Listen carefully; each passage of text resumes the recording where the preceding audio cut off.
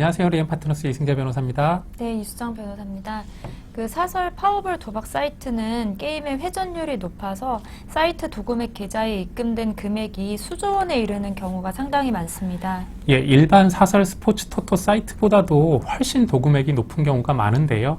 도금액 규모는 처벌 수위에도 영향을 미치는 매우 중요한 요소이므로 이렇게 규모가 큰 파워볼 사이트 운영은 중대한 처벌이 예상되는 범죄입니다. 이번 영상에서는 파워볼 도박 사이트 운영자의 경우 체포, 구속 가능성하고 변호사를 선임하는 방법에 대해서 한번 알아보도록 하겠습니다. 최근 코로나 바이러스 때문에 스포츠 경기가 많이 줄어들면서 도박 사이트 이용자들이 토토 사이트가 아닌 파워볼 사이트를 많이 이용하고 있습니다. 특히 파워볼은 다른 도박에 비해서 중독성이 높고 게임 시간이 짧아서 이용자 수가 폭증하는 원인이 되고 있습니다. 예, 이에 따라서 수사기관의 단속과 법원의 처벌 수위 또한 늘어나고 있는데요. 파워볼 도박 사이트 운영자는 형법상 도박공간 개설죄로 처벌되며 범죄수익 은닉규제법으로도 기소가 됩니다.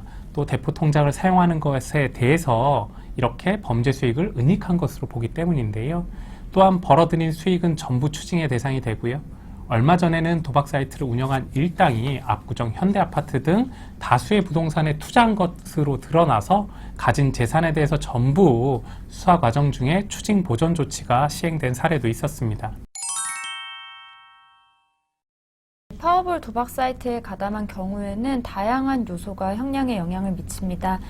가담 기간이나 사이트 내에서 맡은 역할 등이 고려될 텐데요. 도박 사이트의 규모가 클수록 또 높은 수위의 처벌이 예상되곤 합니다. 예, 당연히 도금의 규모가 크면 클수록 벌어들인 수익 또한 커질 것이니까요. 처벌의 수위가 높아질 수밖에 없습니다.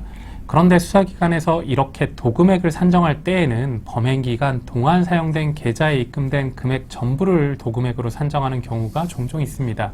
하지만 입금된 금액 중에는 도금으로 볼 수 없는 금액이 당연히 계좌가 섞여 있어서 포함되어 있을 수도 있으므로 반드시 형사 전문 변호사를 통해서 이러한 사실을 확인하고 부당한 금액에 대해서는 재판 과정 중에 제외해달라는 주장을 반드시 하셔야 될 것입니다.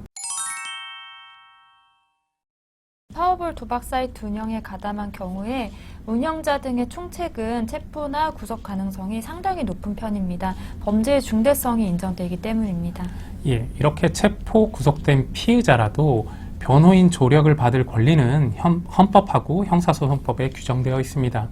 따라서 조사를 미루고 변호사를 선임한 다음에 조사를 받을 수도 있는데요. 지인이 도박 사이트 운영으로 체포된 상황이라면 반드시 신속하게 변호사를 선임할 필요가 있습니다. 조사 중이라 하더라도 변호인 접견을 해서 조사를 일단 끊고 다음 조사를 함께 받을 수도 있으니까요. 방어권을 충분히 행사하시기 바랍니다. 네, 지금까지 파워볼 도박 사이트 가담자의 경우에 체포 구속 가능성이랑 변호사 선임 방법에 대해 알아보았습니다. 예, 추가로 궁금한 점 있으시면 댓글 부탁드릴게요. 감사합니다.